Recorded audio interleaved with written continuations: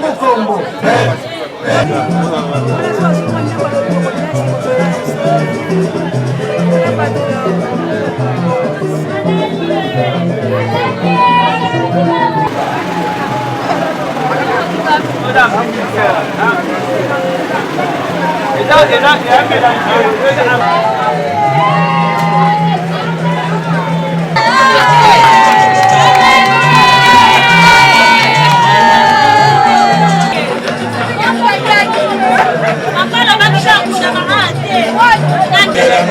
Sababu shikalinga lonze mawoni sama papa nyonganye kanye la mawoni simu shidunga lili kaiti mwadolina masamu kanye la mawoni kayuma wala munyela mwunde kusaka kama mkonga nyambanya kanye la mawoni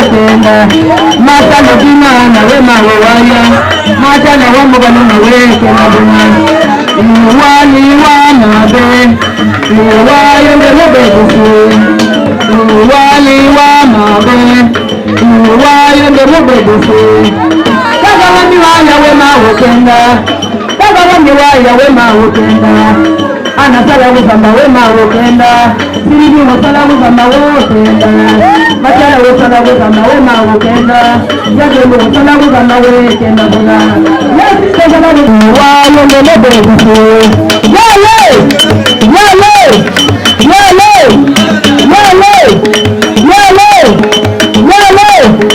sala sala sala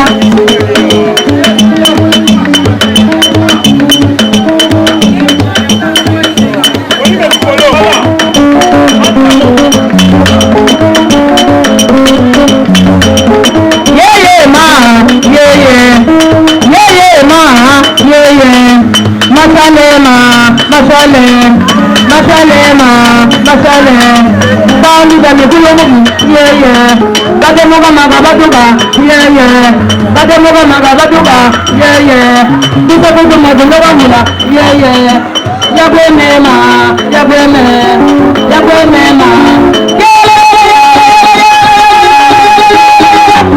swala swala swala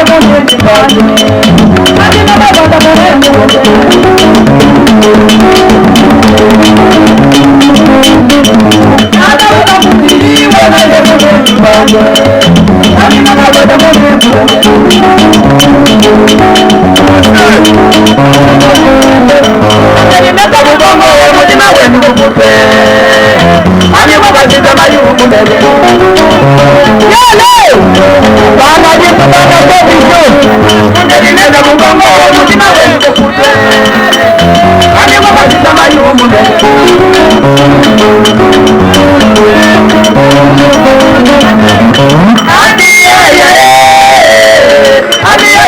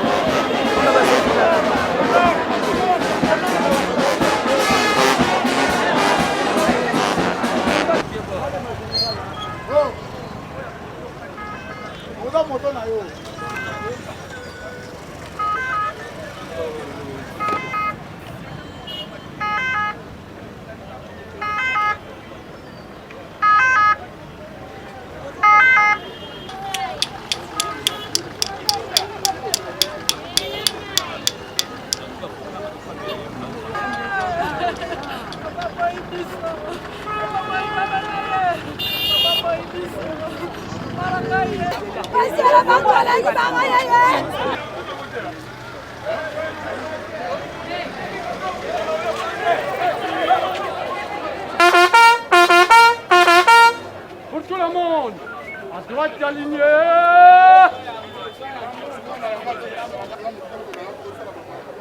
Gardez. Donnez. À vos places. Marche.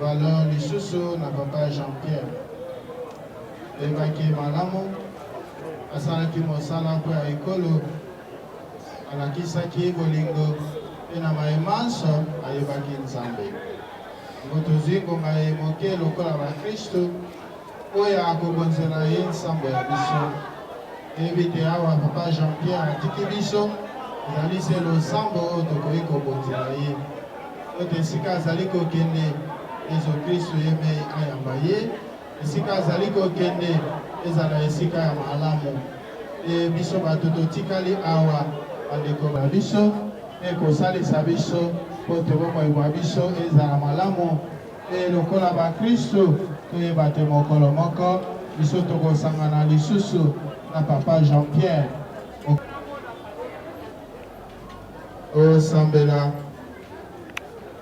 Nzambe tata omeseni koyokela biso mawa mpe kolimbisa biso olongoli ndeko la Santo Yohane akomi kombo na yo Kristo olipati lya suka Yesu alobi na bayekoli ozala mitema likolo te oyamba Nzambe oyamba mpe ngai esika soko ezalaki bongo te mbele nalobaki na bino boye te kasi soko nakei mpe nabongiseli bino esika nakozonga lisusu oyo akokamata bino bomboka ngai na ntina te esika ngai nazali bino mpe bozala oyebi nzela ekokamba bino esika nakokende lokumu na yo Kristo oyo bokuse solo tozali komona bomoi bwa biso bakristo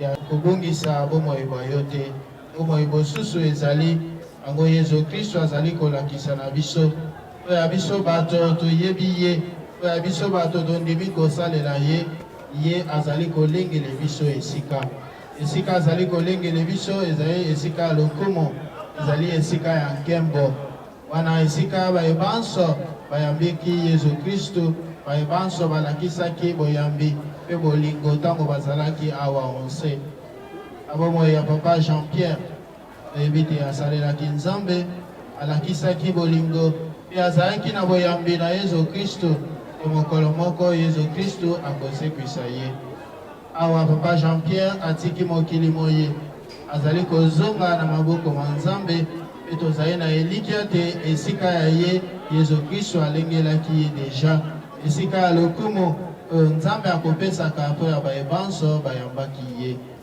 okosambela mpo ya libota na solo ezali pasi na motema kobungisa tata kobungisa ndeko kobungisa bolongani kasi na yango tokotika nyonso na maboko ma Nzambe Nzambe moto alendisaka mitema ye moto ayebaka kobondoko bandeko banso na pasi ya bango Nzambe yeme abondo bandeko babiso e apesa losusu makasi mpe bobenisiwa ye na bandeko baye basanganaki na papa Jean-Pierre oyo akosalela ekolo ya biso Nzambe asalisa bango na mosala bazali kosala bayangela ekolo malamu mpe bayeba Nzambe mpe balanda oyo Nzambe yeme azali koyebisa biso nzela tokokende Yesu Kristo alobi toyebi yango nzela ya liwa tokozongaka maboko ma Yesu Kristo ote apesa na biso esika ya lokumu lelo papa Jean-Pierre akamati nzela wana ote azonga maboko ma Nzambe lobi ekozala ngai lobi ekozala yo ekozala moto mosusu kasi sekele na yango pote tozonga maboko ma Yesu Kristo tosengeli kozala bato babolingo tosengeli kosala malamu ntango tozali na ye na bomoi ntango tozali awa onse Nzambe asalisa biso etoyeba ntina ya présence na biso awa na mokili ezali mpo ya kokumisa Nzambe ezali mpo ya kosalela ye soki tokumisi Nzambe ntango tozali na bomoi awa onse tokokumisa ye mpe elongo na banzelu kuna likolo tika te papa wa biso azali kokende apema na boboto mpe Nzambe ayangela biso baye totikali awa onse komilengele kote mokolo moko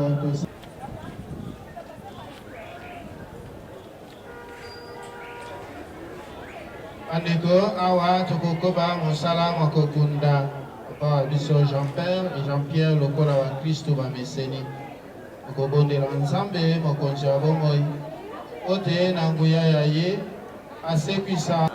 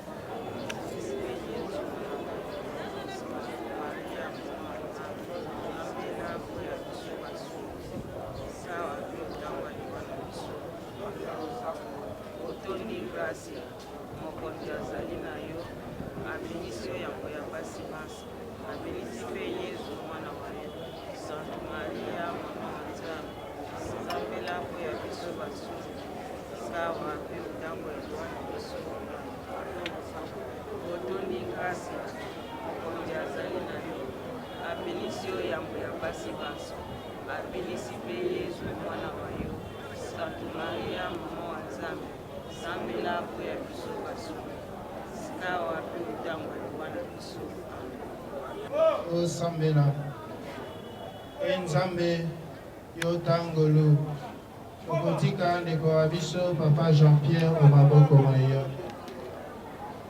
ozali na elikia enene te nde asekwi o mokolo mwa nsuka elongo na bato banso bawe oboyambi Kristo mokonzi tokotondo yo botondi ya malamu manso opesaki mosaleli wa yo papa Jean-Pierre tango azalaki na ino awa mwasi mana manso makolakisa biso bolingi bwa yo makolakisa mpe lisanga tokosanga na banso na Kristo Nzambe ntangolo okosenge yo tandela biso matoi ondima losambo na biso oyamba mosaleli wa yo ndako ya yo biso baye totikali na ino awa onse olendisa mitema na mateyama yo okobondela bongo Nzambe na Yesu Kristo na mai mokonzi wa biso bileko biso bandima mokonzi boyo oyelingi yo basala yango se lokola bakosalaka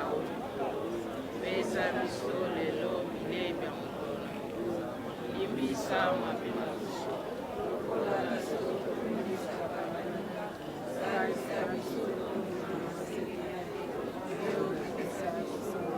ke mwana tata pe na mwana pe na elimu santu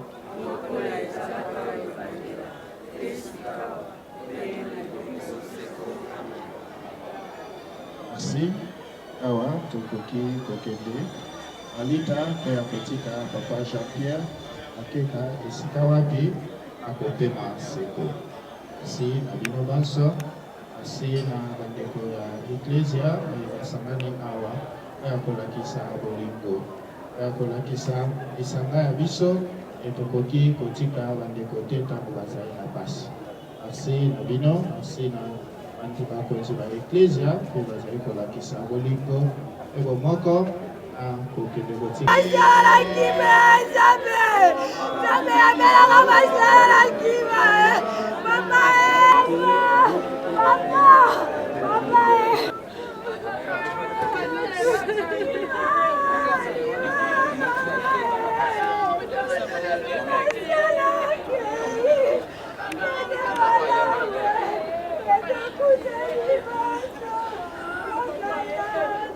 Papa,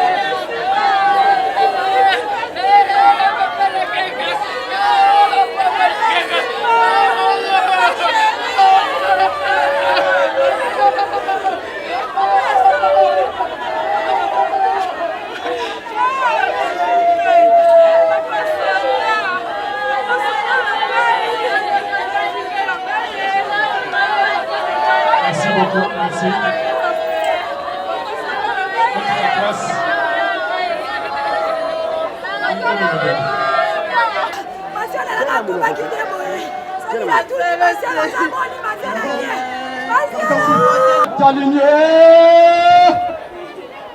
Bon.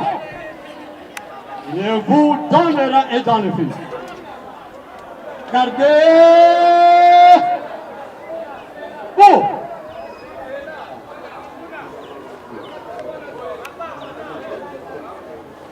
Le rang. Ouvrez le banc. Mais. Oui. Les rangs. Ouvrez le banc.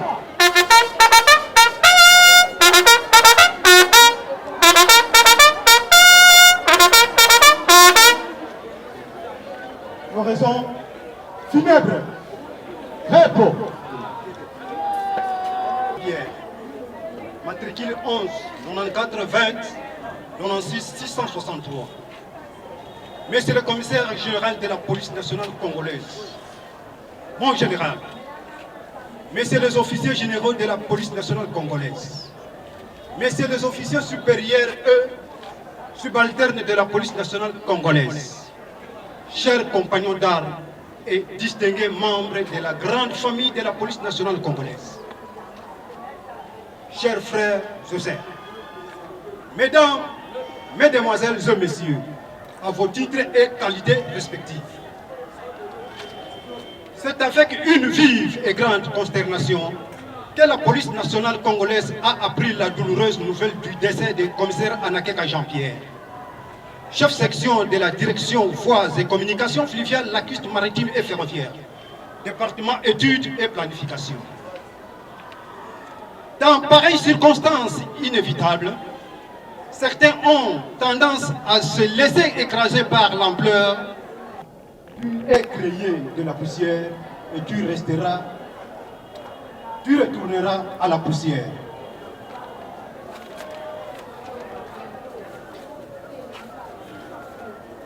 Alors que nous pleurons le commissaire Anakeka Jean-Pierre, ceux qui ne l'ont pas connu, de son vivant, territoire de Goulungu, secteur Kwenge, village ou chefferie, Yelenge Misonga. Jean-Pierre est marié à Madame Kimbundi Georgie, père de plusieurs enfants. Après ses études primaires et secondaires comme tout officier de valeur, l'illustre disparu a fait beaucoup de formations policières, notamment celle de l'école de police de Matete. Soucié de servir toujours le pays sous les drapeaux, en 1997, à l'arrivée du groupe de l'AFDL, il réintégra la police nationale congolaise jusqu'en 21 jours où la mort vient de nous l'arracher. Il nous a quittés pendant que la nation avait encore grandement besoin de lui. À vous, chères mamans et chers enfants, au nom du commissaire général de la police nationale congolaise et au nom de tous, cadres et agents de la PNC, en particulier de la division des voies de communication, je vous rassure que la douleur que vous ressentez est aussi nôtre. Nous garderons longtemps à l'esprit les bons et loyaux services rendus à la nation par votre épouse et père.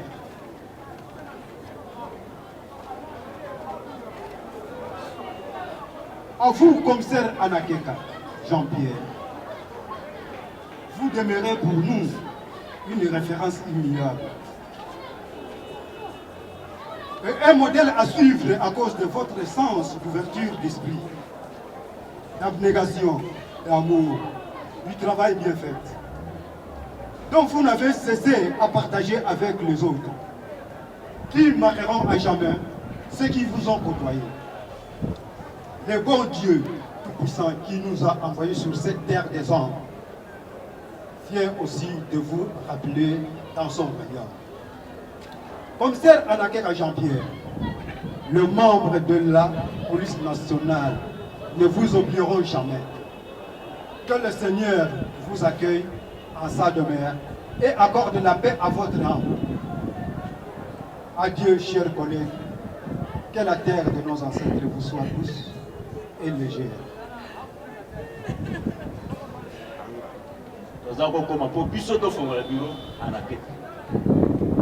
ndako na Kingasani bureau na gare centrale bureau to fongola ko na 7h30 anakeka za na 6h anakeka kufi na biki na monoko anakeka kufi na papier na maboko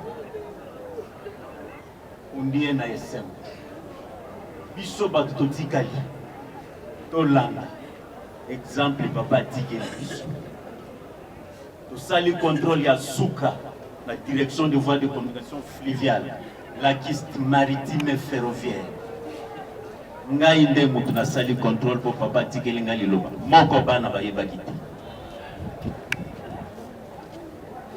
azalaki parmi bato babela na zongisa ye na ndako koyaka mosala te papa leka na banque zwa ndambo ya musolo nzambo ya pesa na bakonzi ko bapesa biso ya na ndako kambu munene zali na kobenga apekisaki bato nyonso babela baya na direction te papa lobi fona ke mona mwana na mbala ya suka akomi na bureau lokola omesanu 7h30 nazokuta papa na porte oye kosala nini papa te ozobenga nanga mpona nini na ye namona yo mbala ya suka mpona nini papa te na ye namona alatisa kumba nayebisi ye okosala contrôle te contrôle na yo ngai isi nasalaki songa na ndako na 6h awa transport eza mwa malamu mpo zonga nakasala ebi papa nayoki na kei nyonso koleka ya malamu na ya mabe papa na kotinda maloba loba papa tikelaki ngai miki na maboko sala na munoko mayele na mutu ya solo namoni yango nalelaka bibembe nyonso me oyo ya papa courage koleleza te kolela na ngai maloba na ngai epai na bino eza na esengo. Pour tout le monde, à droite alignée. Pour les salis. Ça, les rangs, fermez là-bas.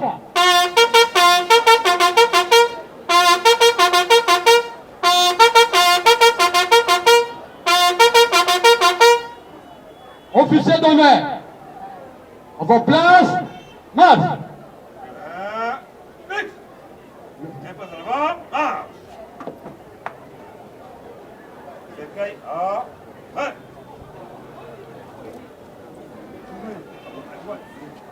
Le rang au champ.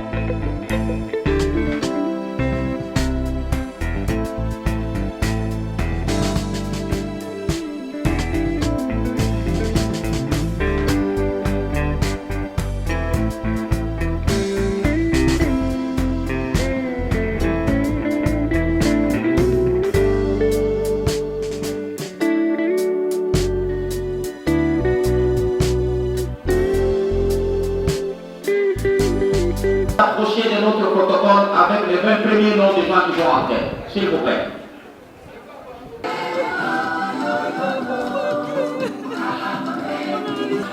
Mettez-vous aussi ici, là.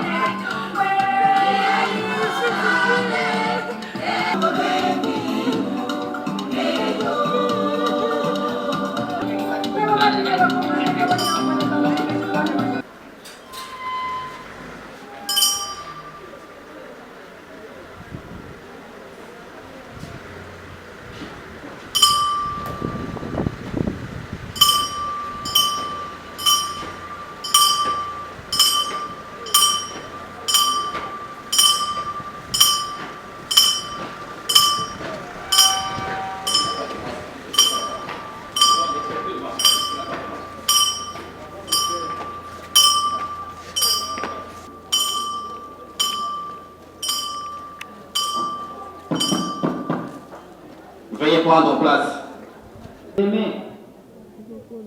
Ainsi interrogé avec honneur. Fin de citation. Chers familles, chers parents et amis, il revient ici l'honneur dans cette belle cité de la Nécropole Académie de rendre un ultime hommage solennel au commissaire Anakeka Ngominé Jean-Pierre, au nom de toute la nation congolaise qui l'a servi, au nom de toute l'équipe de la Nécropole qui nous accompagne cet après-midi, et au nom de l'ensemble de la police nationale congolaise, dont il a fait partie, nous présentons nos condoléances les plus attristées.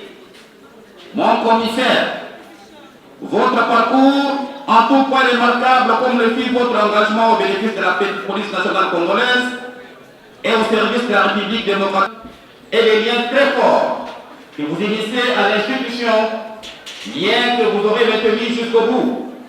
Je souhaiterais faire partage à ceux qui sont venus vous rendre un dernier hommage, la flamme qui vous animait et les valeurs qui ont guidé votre existence lors de ce dernier voyage que vous réalisez sans retour.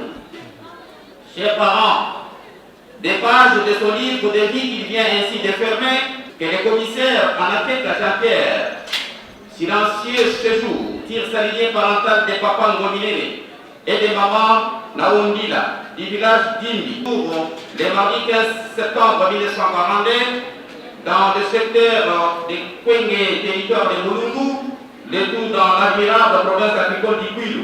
De s'en aller pour la béatitude éternelle en quittant soudainement ce monde le mercredi 17 février 2021, ici à Kinshasa. Au terme de ce jour de reste honorable de 7 ans d'avant, il laisse ainsi derrière lui sa famille et ses proches dans la peine et l'angoisse. Fit une succession de rêves et d'actions, voire une entreprise que l'on commence en ignorant son issue, dit Jean-Paul Sartre. Sa vie, disais-je, est ponctuée par deux points essentiels. Primo, une vie professionnelle très intense, des policiers au sein de la police nationale congolaise, carrière qu'il a mené à assumer avec dévouement et honnêteté, dont on reconnaît le mérite d'avoir servi sous le drapeau avant de le quitter au grade des commissaires, et au département de la communication fluviale.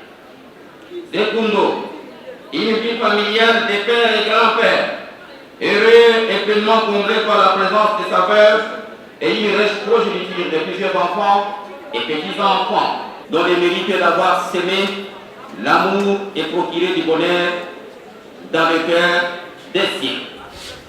Chers familles, rassurez. Ce jour qui le repose en paix est transformé pour une vie éternelle. Cherchez le commissaire Anakeka Ngominé Jean-Pierre à son domicile conjugal, numéro 24 de l'avenue Banamukwela, quartier 5 de la commune de Massina, ni à son poste de travail, ni même après les pics dominicains dans sa paroisse. Car à cet instant, ces vaillants policiers affectueusement appelés Massiala viennent de changer l'adresse des communes.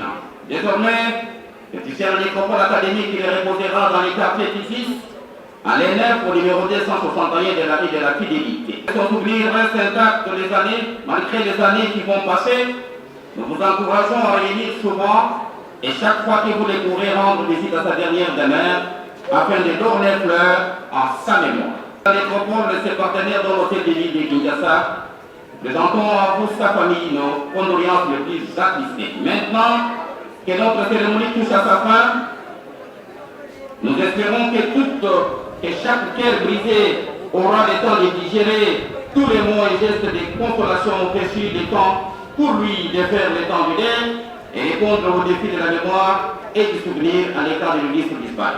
Notre terre accueillante et généreuse, tout en souhaitant qu'elle soit aussi légère. Nous prendrons ainsi congé de lui, tout en lui disant au revoir dans la langue chère à Césaire, celle qui gouverna ses premiers pas et caressa ses rêves d'enfance, comme on dit du côté du village d'Imi, en Mbala. Nous tentons de lui dire, mon commissaire Anake Kajanker, Na Wetim. Je vous remercie.